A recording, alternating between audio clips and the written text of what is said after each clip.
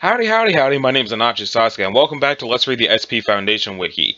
Now, due to the fact that I didn't get to post an episode of this yesterday like I meant to, because I didn't do that on purpose, I had every intention of doing one, time just decided otherwise. I want to do 2 episodes of it today, and I figure that kinda works out, because now we get to talk about God on Good Friday, but first we gotta get through A Ticket to Ride, which is really long for some reason, but since I'm recording it at 10 o'clock in the morning instead of like 2 o'clock in the afternoon, it might be less tedious.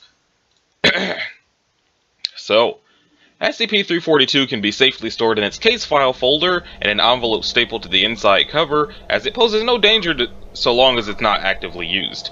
Said case folder should be kept in a secure file cabinet in high-value item storage, and protected by a standard array of biological, chemical, mimetic, and physical positive action defenses. So, it normally takes the form of a mass transit ticket and the closest form of mass transportation to its current location. At the moment, it takes the form of a train ticket departing from blank station. When held by a sentient person for any length of time, it will eventually change form into a transit ticket for a form of transportation its holder desires to use. This transformation always takes place when not being directly or indirectly observed. No recordings of 342 changing form exist at this time. SCP-342 is indistinguishable from any valid transit ticket and may be used as such. Should 342 be validated by stamp, tearing off the ticket stub, or disposal, it will reform itself into an unused ticket after a short period of time. SCP Foundation personnel should be on site to recover 342 after the conclusion of any field experiments. Anyone who uses 342 to board a vehicle is unable to exit said vehicle by any means. Once the vehicle ends its route and ceases movement, the user will disappear from this reality. Oh. Users report a mounting feeling of dread prior to boarding the vehicle, which increases during the course of the journey, and culminates in a panic-inducing terror shortly before disappearance. Specific phenomena often resemble acute paranoid schizophrenia and includes a perception of increased darkness of the sky outside the vehicle, auditory hallucinations, most frequently misperception of normal announcements by drivers and passengers, i.e. an announcement of the next stop is heard as a declaration that the user will never stop. Oh. Normal objects such as passengers and non-threatening items suddenly taking a threatening tone or appearance. An almost pathological fear of the driver, conductor, other transit staff. Strange occurrences completely preventing the rider from getting off of the vehicle. The absolute knowledge that it is impossible to get off of the vehicle. The inability to perceive other passengers exiting and entering the vehicle. Users report that other passengers appear to simply appear and vanish from their seats and, in some cases, cannot perceive that a passenger has exited the vehicle, continuing to see them in their seats. Or inability to hear or perceive attempts to calm or reason with them. Although the most acute experiences are limited to the user, only bystanders, including agents assigned to observe the subject, do report feelings of uneasiness and will be compelled to exit the vehicle early, seeking other means of transportation. Addendum A. Object was discovered in Chicago during 1936 by data expunged. Case was reopened several years later, as it was hoped that advances in technology would allow for a deeper understanding of data expunged. Sorry. Addendum B. The importance of retrieving 342 after it is validated for travel cannot be understated. Please see report regarding Dr. Lank incident, in which 342 was not successfully retrieved after validation, resulting in a 6-month-long containment breach causing the disappearance of several New York City civilians. SCP Foundation personnel are requested and required to use any means up to and including impersonation of a peace officer, intimidation, and threat/actual use of deadly force to retrieve the item. Addendum C. Agent Blank's report. Our first experiment with the ticket had a Class D personnel member enter onto a bus using the object. We stationed agents at each of the stops to observe his behavior without actually entering onto the vehicle. A precaution in case everyone who got on was in some way affected. The old reports were vague in this area. Anyway, many times he simply sat in place or paced up and down the aisles. Increasingly he began to stare outside in horror, and the last few times we couldn't locate him. At the final point before the bus was to be parked for the night, we saw him pounding on the window with a pleading expression, screaming towards the agents for help as it pulled away, a strange mist filling much of the background behind him. As we could not draw many conclusions from this event, we decided to track down some of the passengers and interrogate them, to hopefully shed some light on what happened. Many were hesitant to talk or claimed that they did not notice anything, saying they were preoccupied by something or distracted by illness, aches, or feelings of foreboding. We finally found some useful information from 3 boys, one 15-year-old Caucasian and 2 16-year-old Hispanics, who were riding the bus near the front for part of the trip. We were told that our test subject had tried to leave several times, but his pulling on the stop bell was always ignored and the doors seemed to close right before he could get out. He would finally run and just not make it, or walk from a distance and get manipulated into the back of the line.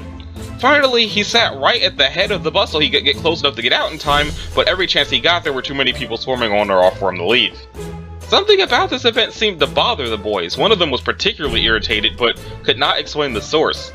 Under hypnosis, he described what to him was a moment of pure dread, that he had seen a few people in the crowd of passengers actually push the man back on, suddenly hold him back, or trip him, all while staring ahead innocently like they didn't even notice that they were doing it. Finally, after shouting at the driver that he wanted to get off for a good 10 minutes, which the driver ignored, aside from requesting that the subject sit still and be quiet, the man went back to his seat, apparently giving up in despair. Two of the boys said the man actually shrieked and stumbled back to his seat in fright when the driver turned around at him. The other didn't realize that the two were in conflict, which is contrary to his usual habit of avidly looking for and watching fights on the particularly rough inner-city buses. After going back to his seat, the boys said they promptly forgot about the subject, most likely because he was not struggling anymore. The next time they saw him, he was 3 seats back, then 5, then 7, but at no point could they recall seeing him stand up from his seat to move further back. This was all they could tell us, and it seemed to cost them plenty to even reveal this. On a side note, at the end of our session, the youngest team screamed, "It was like it swallowed him in the end!" and promptly had to be hospitalized for extreme psychosis. Dang. Subway Experiment 2. Note by Supervising Officer. Subway Experiment 2 was the first time we had an observer alongside the passenger. Agent Strom paid attention to the smallest details of the Class D personnel's behavior, took various fluid samples, and tested organs, mostly the heart and brain, until the man became too aggressive to examine. He also recorded an excellent log of all subjective and objective events. Since the typical examination provided no special signs, except that the subject was only in the midst of a typical nervous breakdown, said information has been placed in document 342D Alpha. Only the most relevant information has been included here. The two men bought passage, the prisoner presenting the ticket. Immediately he became aggravated and said to the person accepting his ticket, "What did you say to me, bitch? Are you threatening me?" He was quickly hurried along to avoid an incident and was almost immediately separated from the agent accompanying him by a pair of security guards. Agent Strom reports that the guards appeared to be in a trance and attempted to separate him from the user, softly chanting, "One at a time, please." Nevertheless, he managed to push his way through by force, although he was forced to knock down at least one officer who attempted to interpose himself between Agent Strom and the door. On the train, the user became very quiet, surprising as he was one of our most violent D-Class personnel. Agent Strom continued testing and interviewing until the prisoner said softly, "Let me off this fucking train." Agent Strom said that he could leave after a few more hours, at which point the user became insanely aggressive and began jumping up and down off the walls and swinging on the bars and holders while howling like a primate. Agent Strom knocked him out with a blow to the head from his truncheon and handcuffed him to a pole. To assuage civilian fears, he held up a badge and said he was a U.S. Marshal and went back to his analysis. Physical analysis indicated that the prisoner had entered a REM sleep state after only 3 minutes, which is especially unusual in a subject who had been knocked unconscious. After the subject woke up, Agent Strom made the decision to abort the experiment and told the D-Class subject that he would help him get off the subway as soon as possible if he cooperated. Holding him tightly, they attempted to leave but were prevented from doing so by the crowd. Agent Strom attempted to exit a second time at the next stop, taking the precaution of holding up his badge and ordering all passengers to remain in their seats. Nevertheless, he was prevented from exiting the vehicle by the crowd boarding the train. Agent Strom reported that the prisoner was almost pulled away from him. He was unable to determine by what means, but claimed that the hands that pulled him back didn't belong to any passengers. Fortunately, Agent Strom had handcuffed himself to the subject and was able to maintain contact with the D-Class personnel, although his attempt to exit the vehicle was unsuccessful. Now in a state of panic, the prisoner clung to the agent like a frightened child so tightly that Strom had bruise marks on his chest and arms for days, and screamed several times that the handcuffs were slipping off. In the chaos, Agent Strom's badge was knocked out of his hand and he sustained a blow to the side of the head. During the ride to the third stop, Agent Strom, in a highly aggravated manner, interrogated the new passengers to find out who had hit him. No one would give any hint or clues, and many became hysterical at the merest question or touch. One woman began wailing when Agent Strom grabbed her shoulder, although she was later silenced when he began shaking her vigorously. Security cameras record Agent Strom throwing a male passenger to the floor and striking another in the face, while the D-Class personnel wept and clung to his leg. Given the extraordinary circumstances, the Board of Inquiry has chosen not to reprimand him for this lack of control. Agent Strom made a third attempt to get the prisoner off the train, choosing to take a coordinated approach. Using his radio, he communicated with agents at the next stop, despite difficulty due to static interference. Unusually, both sides said they heard the person talk in a small, quiet voice like a frightened child, although both sides reported that they were using raised voices to be heard over the radio. It was at this point that the prisoner began beating on the door, screaming to be let off the vehicle. Agent Strom, although sympathetic, warned the user that he would sedate him if he continued. This seemed to dismay the prisoner more than anything else. According to Agent Strom, he stated, "No, that's how it started. A lonely, dark ride in unknown parts of the country. Travelers and drifters, the unattached. They would fall asleep with a bottle of booze and, oh God, when they woke up, they'd still be going. Still be on. Don't you get it? They wake up and even though they slept for hours, they'd still be on. Who knows where?" He then stated his intent to cooperate and curled up in a fetal position, rocking slowly. At the next stop, Agents Macabaird, Canolier, Smith and Jacobs, accompanied by Dr. Gunster, the project head, boarded the subway and began pushing their way through the crowd towards Agent Strom and the subject. Despite efforts to intimidate the crowd, progress was difficult until Agent Smith fired his weapon into the ceiling and threatened deadly force. The subway car was evacuated of all other passengers and a protective cordon was placed around the subject. Agent Jacob ordered the driver to shut down the subway. When the driver appeared confused, he ordered that all power to the subway be cut off. SCP Foundation personnel in the guise of transit authority officers then evacuated the entire train platform and station of all civilians. Agent Strom, Macabairn, Canolier, and Smith and Dr. Gunster then attempted to lead the prisoner off the train. Despite all efforts to lead, cajole, and force him off the train, no efforts were successful. Agent Strom ceased his efforts after the prisoner was threatened with deadly force by Agent Smith, screaming at his fellow agents that he's not holding on to anything, there's some kind of wall. Other agents appeared confused, claiming that the subject was maliciously attempting to impede exit by holding onto one of the supporting bars. They continued in this assertion until it was pointed out to them that the impossibility that this could take place, given that both of the prisoner's hands were being held by agents at the time. In a last desperate effort to extract the subject, the personnel attempted to dismantle the subway around the user through the use of cutting torches and power tools. Agent Strom remained with the subject while the others exited to help Foundation personnel prepare. While the equipment was being set up and everyone's backs were turned, the door was closed and the train immediately started up and pulled away with its own accord. The agents did not manage to catch up to it till the next stop, and the passengers immediately filed on despite their commands not to. Agent Strom was later discovered lying on the subway platform 8 kilometers away in a comatose state. One end of his handcuffs was still attached to his own wrist, but the other was empty. Traces of blood found on the metal have been determined to belong to the subject. Okay then. The ride, experiment, this is addendum E, so the rest of addendums are just not there. Subway Experiment 3. Possibly due to mental trauma from his loss of subject 342D, Agent Strom volunteered to be the subject of the next experiment, stating that someone more knowledgeable of our terms and procedures could provide better communication. 0507 approved this after much pleading from Agent Strom. Agent Aaron and Dr. Haber, both close friends of Agent Strom, accompanied him on his trip. The ride on the subway started out normally enough, although Dr. Haber noticed that Agents Aaron and Strom appeared to share a closer understanding of the phenomena experienced by Strom, perhaps as a result of their close friendship. Agent Aaron's empathy allowed Strom to remain coherent and sane for the entire length of the ride, and was able to calmly and rationally talk about seemingly otherworldly events without breakdown of linguistic and mental functions. For this reason, this experiment was the most useful and rewarding, and a full log of the sequence of events experienced by Agent Strom can be found in the attached documentation. Of particular note, Agent Strom made no effort to leave the subway or even considered the possibility of doing so. This acceptance of his fate may have allowed an avoidance of mental anguish as seen in the following log. Alright, we've got what we need, now let's try to get you off this thing. No. Excuse me? It's too risky. We could get separated or hurt. We know what happens every time, something bad. I'm not taking that chance. But he's doing so well. Maybe that's all it is, a willpower thing. You're keeping yourself together, you're calm, you're composed, it doesn't control you. That's it! All it takes is a strong will to pass through the gates. If there's a test, it's not here, it's at the end of it all. That's where he's going to need us, need our support. That's where it's going to happen. Right. Look, we can't just let him... Here's the stop. I said we at least attempt it, for results. You'll get your results alright, Doc. At this point, the 3 personnel attempted to walk to the door. Jesus! Step back! It was at this point that a homeless man traveling on the train hurled Dr. Haber across the room and broke his neck, before being shot 4 times in the chest by Agent Aaron. Foundation personnel waiting at the next platform quickly evacuated them from the train on stretchers. The vagrant died on the way to the base, and although transported in a highly secure ambulance, his body disappeared when passing through an abandoned part of town, specifically under a ruin of a train bridge. Agent Aaron ordered the train evacuated and stated his intention to continue the experiment alone, remaining with Strom. Hallucinations continued as the trip progressed. Agent Aaron reported seeing flickering shadows and strange phenomena, while Strom reported more overt hallucinations, including Aaron's face melting apart to reveal a horned red monster, and the very metals and materials of the train beginning to melt like wax and mold and reform strangely.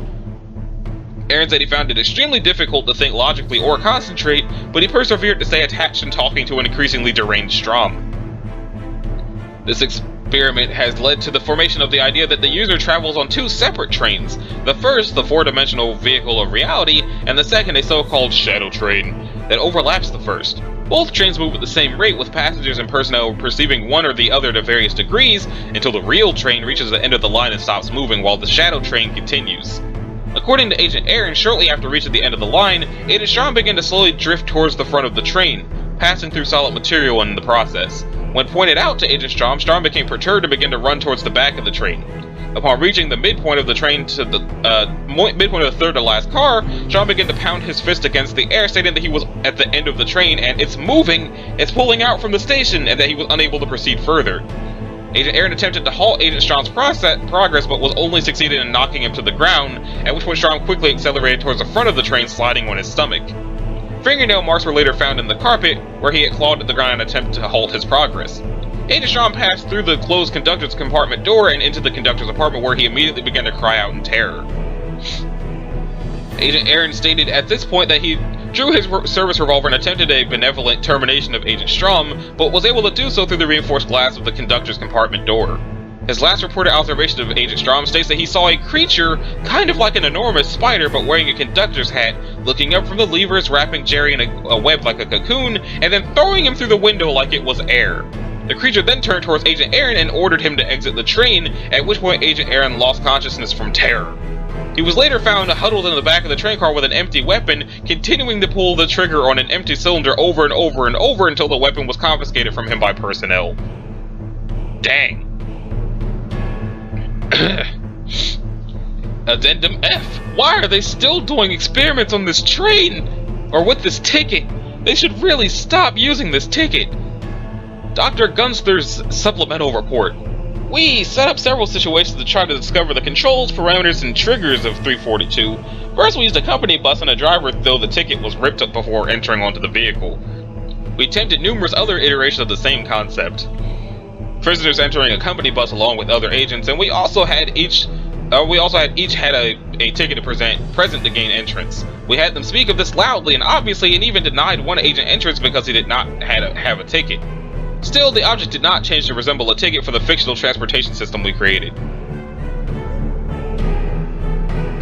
Wait. So they made a fake bus. Nothing happened. Okay, so with the fake bus, the ticket didn't do anything. Next, we had an unaware citizens entering onto our bus using tickets we had previously distributed. Once again, the ticket did not change and our rider was able to leave at any time. We then exchanged our company bus driver for drivers hired from newspaper wanted ads. The driver seemed confident at first, and we were very excited about the prospects we were offering them. But when the prisoner came aboard, either on an empty bus or a full one, the driver suddenly became very bewildered and overwhelmed, saying that the controls for our bus were too advanced or new to him. He didn't understand the dashboard, he was more comfortable with his own bus, and he couldn't drive this one even if the same model bus was used. Attempts to refresh the driver's memories as to the method of operating the bus failed further, until even the steering wheel was considered too complicated. After this failure, it was determined to allow the drivers to use their own buses, making deals with the corporations and public departments in the guise of a higher-level government bureaucracy. We had them set aside a special time when they would only pick up the prisoner and when they would stop. Although the bosses were fine with this, when the moment came, the drivers refused to change their routine for egg-headed paper pushers. All of them continued on the preset pathways, saying they were too busy or didn't have the time of day to go different routes just because someone ordered them to.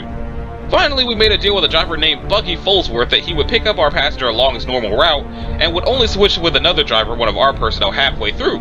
Driver Folsworth was offered considerable compensation, was told that failure to cooperate would result in his termination from employment, was instructed to constantly be in contact with us via radio, and to stop at his fifth stop, park the vehicle, and let one of our agents get on to drive. In hindsight, we realized that perhaps the ticket was luring us closer and closer to this edge, by presenting situations that were so close yet did nothing, in hopes of having us go just one more alteration further until we crossed the line that allowed it to become fully active. When the prisoner neared the bus stop, the ticket turned to resemble a ticket to that specific vehicle. After realizing that this would be another doomed ride, several members of our team cautioned restraint and suggested we send an agent to accompany the prisoner. The consensus was we did not want to jeopardize a fragile situation that could suddenly fail at the slightest touch. I will admit a personal failing, as I was tantalized by the prospect of having one of our own be in control of the phenomenon with the vitally important data that could be gathered. Unfortunately, our giddiness and desire not to mess with a very important, perhaps once-in-a-lifetime chance only damned another person. When the bus driver reached the 5th stop, he halted the vehicle as instructed. However, as he attempted to leave his seat, the brakes on the vehicle failed, allowing the bus to speed down a hill, crushing a little girl crossing the street under its wheels. At first, we thought this was an attempt by 342 to lash out against us at having outwitted it and kept the prisoner out of its grasp. Shortly afterwards, we realized that the important fact was not that the child was killed, but that the bus was still moving, and driver Falsworth was still in command of the vehicle. We tried to get into communication with Bucky, but he refused to talk. We thought that maybe this was because he felt guilty for the death of the child and was worried he was going to be punished, so we tried to reassure him that if he stopped now, there will be no repercussions. We got the first word from him, a simple no. We then knew we would have to use physical force to halt the bus. Setting up roadblocks and tire tracks, we managed to puncture 2 of the tires and temporarily managed to tip it over onto its side. However, he still somehow managed to go onto the highway, and at one point we lost him when he went under the road. When he was found again, he was speeding, going at least 130 miles per hour in the middle of traffic in the opposite direction. At this point, he was a danger to the entire populace, not just the prisoner. We told local law enforcement to stand down and chased after him with cars and helicopters. The last statement we got from him was, "I'm not pulling over, I'm a driver and that's what I do. That's my purpose. I don't need a switch. I can get him where he's going." After this, he shot off the freeway into open space for about 10 seconds before crashing into another lower lane. We don't know if this was intentional or not, as at the same time he veered towards the sides and headed off the rails at a slant, a bullet was put into his head by an aerial sniper. From reports, the bus hit the ground and exploded into a fiery blaze. There were no survivors and many bodies were never discovered or declared missing. One report from a bystander, a 26-year-old woman driving in the next lane over, who was suspended upside down by her seatbelt and sustained a blow to her head from the crash, is of particular interest. She states that she saw a second identical bus rise out of the smoke and pull aside the wreck. It opened its door with a large mechanical sound and waited there for a few seconds until out of the flames came a single burning silhouette shaped like a human corpse. This corpse was said to have entered the bus and sat down, which then pulled away, smoothly navigating the pileup before disappearing. We tried the same parameters, real vehicle, real passenger, real driver who knows what's going on and is in contact, 3 more times, but with trains this time. We also had agents stationed at the train each time. However, the same mix-up happened over and over again. The prisoners inexplicably went on the wrong, unsafe train, even if it was clear which one to enter. Somehow they got disoriented in the mob and entered the incorrect train, one with no personnel, safeties, or special equipment on it. For my assistant, Dr. Haber's log following his recovery from his prior accident, he survived getting his neck broken. Okay, so you're gonna go on that train over there. Okay. Just present your ticket and get on. There will be a man in a black suit waiting for you. I get it already. Alright, go. No, to your left. Don't get on! Stop! Fuck! Goddamn package lost! Damn it! Fucking son of a... Damn it, you morons! You're supposed to track it! Ow! What the hell were you doing? We were tracking! We just lost... Shit! What a senseless waste. I gotta drink water since I seem to be hiccuping.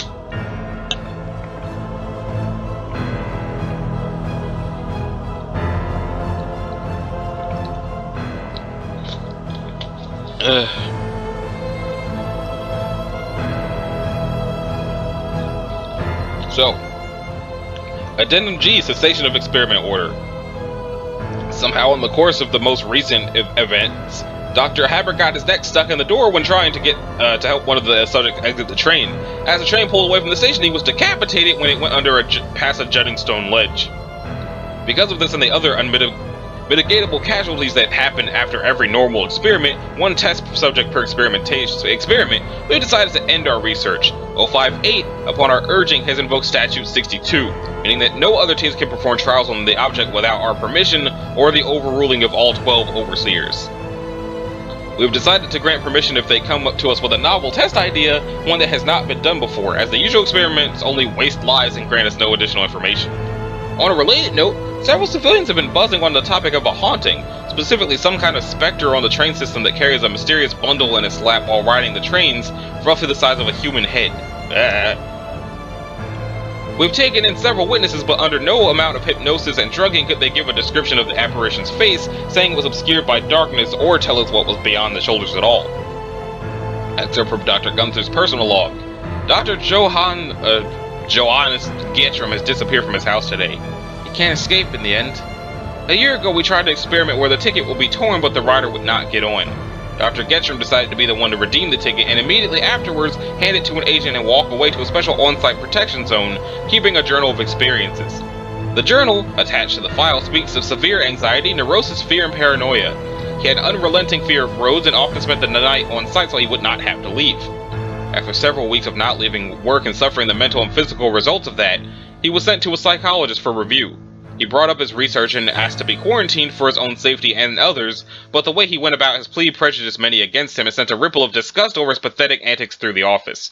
His tactics backfired and said he was merely shunted off to some small project not even directly involving SCPs. The entire group was becoming more and more fed up with him, arriving late, sweating profusely, and looking disheveled because he had walked the whole way, refusing to accompany any field work that involved getting there by transportation, and especially at his habit of always requesting rides home, both for personal reasons and because his car, a brand new Mercedes, kept breaking down on the way home. After attacking a tow truck driver with his own wrench for telling him that he should take a bus home, he was dismissed for an undecided amount of time and confined to house arrest. This morning, thick tire tracks were found on the suburban street where he lives. He was reported missing by his wife, who remembers hearing him say, "Well, I guess it's time to go." Neighbors report being woken up by the sound of the loud sound of a door opening and the sound of a large vehicle driving away. A suitcase filled with his clothing was found by the side of the road. Had he accepted his fate in the end enough to pack? Either way, he apparently didn't need it where he was going. Excerpt from Dr. Clef's personal log. At the risk of sounding melodramatic, 342 has finally taken out its oldest arch-nemesis. 3 days ago, Dr. Gunther and I were going through some of his old files for archival when he came across the file for 342. Gunther removed 342 from its envelope and laid it on his desk as we discussed the object's history, as well as his own regrets for the number of lives senselessly lost in the research on the project. Our discussion was cut short by the fact that we had made an appointment to watch a showing of Repo the Genetic Opera, which is a fantastic movie, with Doctors Wrights and Kondraki later that evening. I noticed that Dr. Gunther became somewhat perturbed shortly after presenting his ticket at the door and asked me to go ahead and save his seat for him. He arrived shortly after and sat down next to us, although he seemed preoccupied and distressed throughout the show. Given the subject matter, I believe this to be a normal reaction to the grotesqueries on stage. Afterwards, it was a stage play version of it. Afterwards, as Kondraki Rice and I discussed retiring to a bar for drinks, Dr. Gunther stated that it was time for him to leave. Handed me an envelope and warning me to keep it safe, he thanked me for a splendid evening and wished me the best in my future endeavors. He then boarded a taxi cab, which sped off unusually quickly into the night. Upon opening the envelope, I noticed that there was 2 identical tickets for his seat at the musical, one of which transformed into a $20 bill as we approached a trendy bar with a $20 cover charge. Realizing what had happened, I then proceeded rapidly back to the place where Dr. Gunther had boarded the taxi and ran back down the street that the taxi had taken, followed closely by my confused colleagues. The street, as it turned out, was an alleyway that ended in a brick wall 50 feet from the street. No trace of Dr. Gunther has been seen since that time.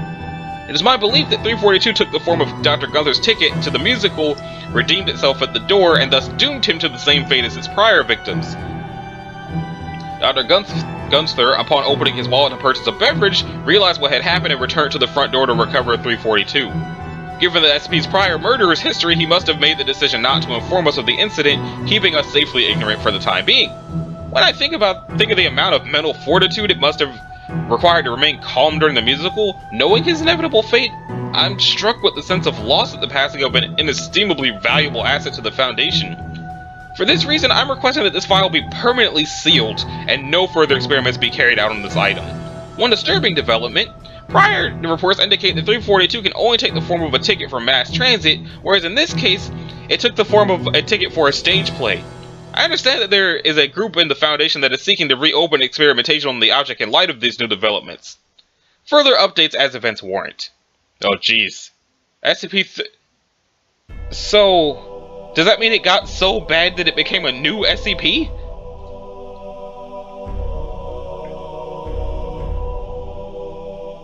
Instances are to be stored in a Faraday cage shielded container. A series of consumer satellite navigation systems produced by the now defunct Elevex Electronics. Huh. Interesting. Now it's time to read about God. That entry took half an hour. By itself. From the time of me starting the video to me saying now it's time to read about God was half an hour. Okay, so, well, they're safe. SCP-343 resides in a 6.1 by 6.1 meter room at Minimal Security Site 17. It should be brought any items it requests and visited by at least one staff member each day. Attempts to hold further safety precautions or require clearances are unnecessary / impossible due to the nature of C-343. See description. So, SCP-343 is a male, seemingly raceless, humanoid in appearance with apparent omnipotence. 343 was discovered walking the streets of Prague and detained after a staff member witnessed him disappear from the streets and reappear on a rooftop. 343 is detained willingly in his chamber as containment has proved impossible. See notes. Addendum 1. SCP-343, colloquially nicknamed God by the staff here, looks like an older man, although his features are different to each observer. In my first talk with him, he claimed outright to be the creator of the universe. When I asked him to prove this, he laughed, walked through the wall of the chamber, returned seconds later with a hamburger in his hand. When I returned for a second visit, the previously bare cell had been furnished in upscale Old English style, complete with a roaring fireplace, and seemed many times larger than it did from the exterior. 343 greatly enjoys speaking with people and seems to have a knowledge of all topics. Visiting with 343 has become a daily event for many of the staff here, and all employees report feeling generally happier after each visit. Attempts to bar staff below level 3 clearance has been proven unsuccessful, as guards assigned to watch the room quit their post saying, "You know he likes company," or shrugging when questioned.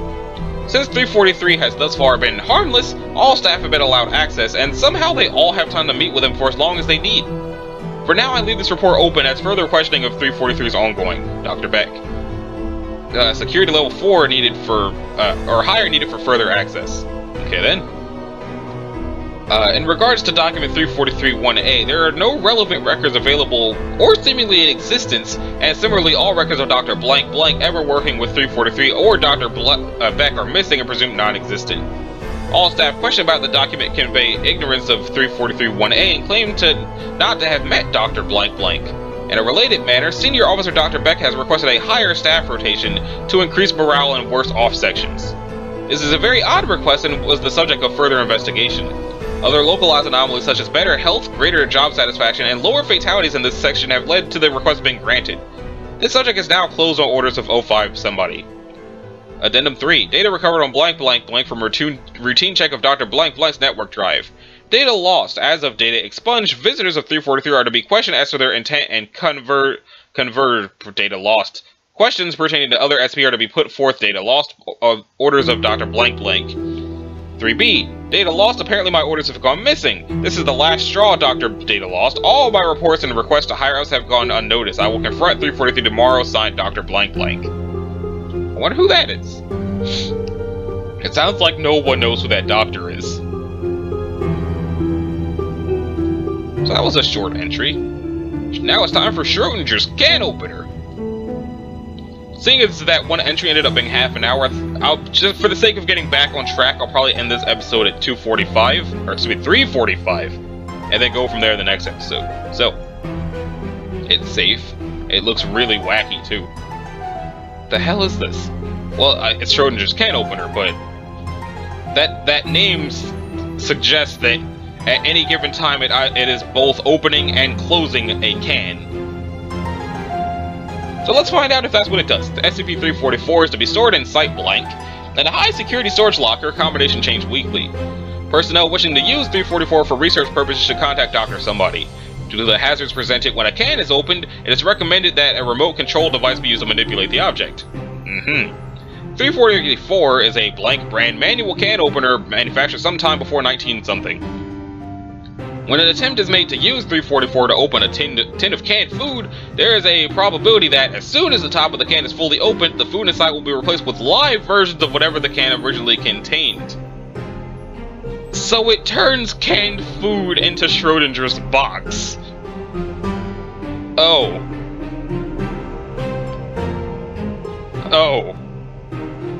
The amount of live material released is equal to how many separate individuals of that given species were required to produce the contents of the can, provided the weight of an individual's remains is above 0.something milligrams. For example, if a can of tuna has a remains of 50 tuna in it, then 50 live tuna will come out of the can. Compressing items like this into a small space causes significant pressure, resulting in the objects being propelled out with some force, potentially causing injury to anyone within the area of effect. Live organisms in a can that is opened by 344 undergo no observable changes. Keep in mind what the size of a can of tuna is. Okay, so, despite the theoretical probability of the effect's manifestation being approximately 50%, recorded Foundation tests show a probability closer to 33.33% for sentient organisms, 1 above 10 something for non-sentient plant materials, and blank involving redacted. What the hell could be in cans that it had to be redacted? It is also unknown where the live material comes from, as spontaneous regeneration results in a violation of the law of conversion of mass and energy. It seems most likely that the material is either teleported to the can from existing stocks on Earth, or redacted. Given experiments in log blank, redacted seems more likely. After approximately 34 hours, all sentient organisms released from the can will undergo data expunged. All sentient organisms should be terminated before this occurs. This does not apply to non-sentient plant materials. Cell phone, what's up? What are you doing this? Okay. The item was brought to the attention... Oh, I think I missed something. Nope, no, I'm good. The item was brought to the attention of Foundation personnel on February the 1st, 19-something, via a news report of a bizarre event in a small blank town. Sergeant Michael Blank had arrived home after participating in Redacted. His mother reported that he expressed a desire to eat some canned beef, oh god, which he acquired, then produced a can opener from his pocket saying he had acquired it as spoils of war, and proceeded to use it to open the can. Upon fully opening it, a blank kilogram heifer crushed him to death. Agent Blank, who had been investigating a separate incident at the time, immediately responded. Upon arriving at the scene and conducting interviews, he soon came to the conclusion that the can opener was responsible and confiscated it, replacing it with a facsimile. The original has been at site blank ever since, with the exception of a single data expunged.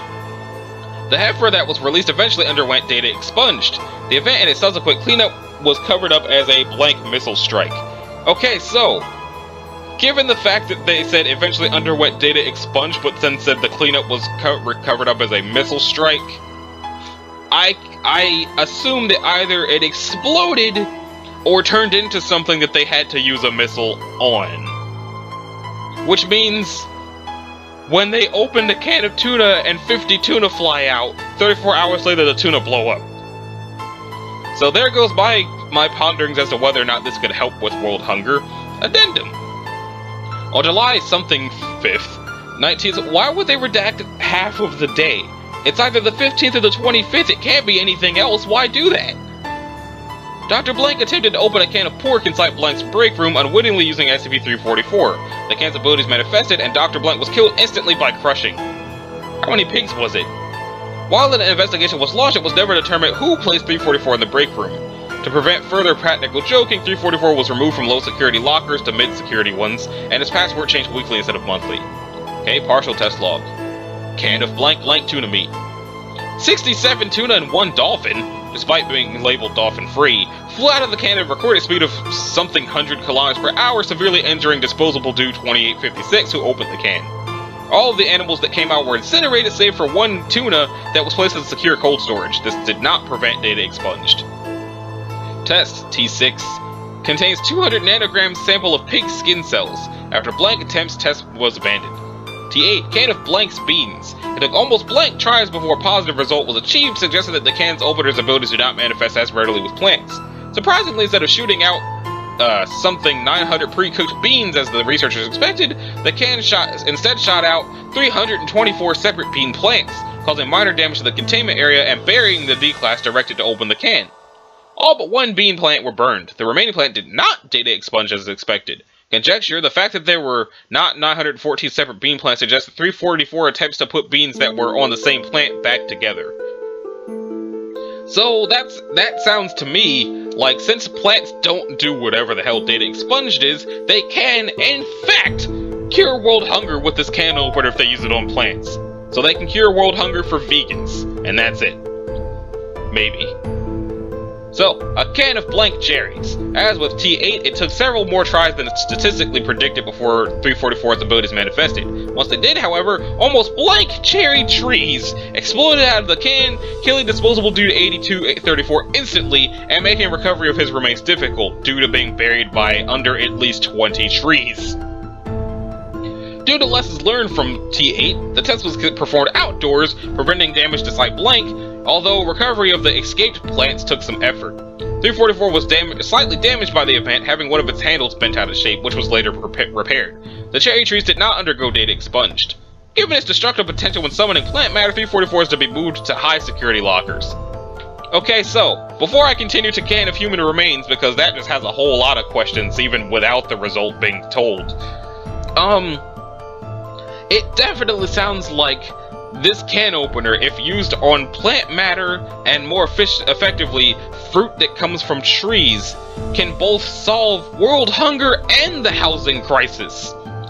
So, if this was a real can opener, the fact that the Foundation is hiding it in secure lockers to keep it away from practical jokers, rather than using it to solve world hunger and the housing crisis, makes them dicks. Moving on, data expunged from can of human remains because who the hell knows what that could have caused. Next, they used a can of harvested meat from a still living Berkshire boar. The boar was placed under surveillance in a room 3 kilometers from the test chamber. The meat harvested from the boar was ground up and placed in a can, which was then placed in the test chamber. Robotic manipulators were used for the test. After several attempts, the abilities manifested. The boar disappeared from the room in a burst of emissions from across the electromagnetic spectrum, but not in amounts lethal to humans. At the same time, in the test chamber, the boar was seen to launch out of the can, slamming into a far wall. The damage done to the harvesting process was observed to have completely been repeatedly repaired. Class D personnel were sent into the room to contain the boar, which was mostly unharmed despite its collision with the wall. As soon as they entered the room, the boar became extremely aggressive, culminating in it manifesting data redacted. Further testing with still living creatures is discouraged unless under heavy containment and neutralization procedures. Okay. And next up, the stone puzzle cube. Which is safe. It looks like a Rubik's Cube, but made of rocks. So, 345 is to be kept inside a secure vaulted site someplace. Seeing as the object is inert by itself, the cube is inert. No further containment is necessary. Wait, by itself? Personnel seeking to solve 345 need the permission of at least one level 2 personnel. 345-1 is to be kept inside a 5x5x5 meter sealed room on Site Blank. Is it the same site? It sounds like it's a different one. Following incident 345-1, personnel are only allowed to solve one of the 6 faces of 345. Trying to solve all the faces will result in reassignment to MTF Epsilon 8, the Midwives. The hell is that MTF and why does that cause that? 345 is a stone cube whose faces are each divided into 9 squares of equal size, and sections of which can be rotated into a fashion similar to a common puzzle toy, the Rubik's Cube. Each face of the cube measures 5.7 centimeters. Instead of the normal 6 colors commonly found in this kind of puzzle, the squares represent 6 different materials: an intrusive magmatic rock resembling granite, an intrusive magmatic rock resembling gabbro, an extrusive magmatic rock resembling basalt, a sedimentary rock resembling sandstone, volcanic glass resembling obsidian, and a high-grade metamorphic rock resembling granite gneiss. 345 can be opened by forcibly pulling its sides apart. The cube is hollow, possessing a circular cavity 4.5 centimeters in diameter in its center. If left open for 5 seconds, 345 will automatically close and shuffle itself for 2 minutes. Afterwards, it may be safely handled. Note that it will not be possible to force 345 to open after the shuffling takes place. Solving 345 is still harder than solving the common version of the puzzle. However, if one of the faces becomes complete, one of the following situations occurs. If the completed face resembles one of the magmatic rocks, 345 will heat up to approximately either 1500 degrees Celsius, gabbro face, 1200 degrees Celsius, basalt face, or 900 degrees Celsius, granite face. The amount of time 345 takes to cool down also greatly varies, with the basalt face being the fastest of the 50 minutes and the gabbro face being the slowest, 250 days. If the completed face represents the sedimentary rock, the cube will start shaking violently for up to 10 hours. The sound of either water running or wind howling can be heard coming from inside 345 during the whole process. If the completed face represents volcanic glass, 345 will heat up to approximately 900 degrees Celsius, and it will take 5 minutes to cool down. If the completed face represents the metamorphic rock, 345 will suffer the same process that would happen if the granite face was completed. After cooling down, the cube will proceed to shuffle itself at high speeds, making loud grinding sounds while it does so for up to 50 hours. After one of the processes is over, 345 can be opened again, and a sculpture made of the same material that was presented by the completed face can be found inside of it. The small sculpture will always be of a planet or a planetoid 4.5 centimeters in diameter. These sculptures do not resemble any currently known planet. If more than one face is completed at the same time, both corresponding processes will occur, one followed by the other. The statue created will be made of both materials. For instance, the sculpture created by completing the granite and obsidian faces at the same time will have its continents made of granite and its oceans made of obsidian. 345 was recovered by Agent Blank on blank 2000-something, blank days after the eruption of the blank volcano in blank Ecuador. Blank claims to have found it near the base of the volcano and took it as a curiosity. He learned about the true nature of the SCP after trying to solve it, suffering third-degree burns in the process. Incident 1. On blank 2000-something, while Dr. Somebody tested 345, she managed to complete all faces by not opening the cube once a face was completed. 345 proceeded to rumble for 3 minutes, after which it opened by itself. A small metal sphere, 4.5 centimeters in diameter, emerged from inside 345 and hovered 3 meters from the ground. Shortly after, the sphere began rotating, accelerating to a rate of 5 meters per second. Strong gravitational forces were detected in the vicinity of the sphere, physically affecting objects up to 15 meters away.